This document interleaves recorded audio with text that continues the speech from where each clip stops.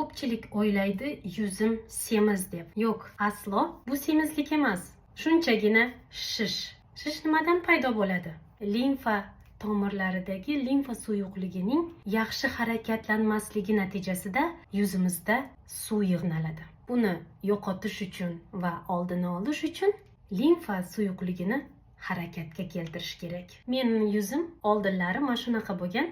So'ngra yuz massajlari yordamida shunaqa shishsiz yuzga ega bo'ldim. Limfani haydovchi, ya'ni suyuqlikni haydovchi massaj esa limfa drenaj massaji deb nomlanadi. Bu massajni har kun bajarsangiz bo'ladi. Qiyin emas, ko'p vaqtingizni ham olmaydi. Ertalab bajarsangiz undan ham yaxshi. Boshladik. Boshida mana shu o'mrov suyagimizning yonini massaj qilamiz. So'ngra mana shunaqa qilib limfa tugunlaridagi suyuqlikni harakatga keltiramiz. Mana bu yerda bosim ko'rsatish kerak emas. Faqat mana shunaqa yumshoq harakatlar bilan massaj qilsangiz yetarli.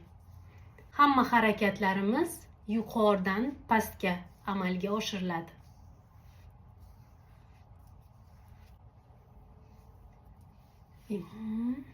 Limfa drenaj massajini ham namlantiruvchi krem surib, so'ngra bajaramiz.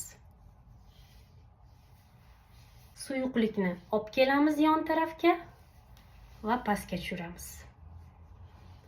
Yon tarafga va pastga, yon tarafga, pastga. Yon taraflarga va pastga. Har doim go'zal va sog'lom qoling.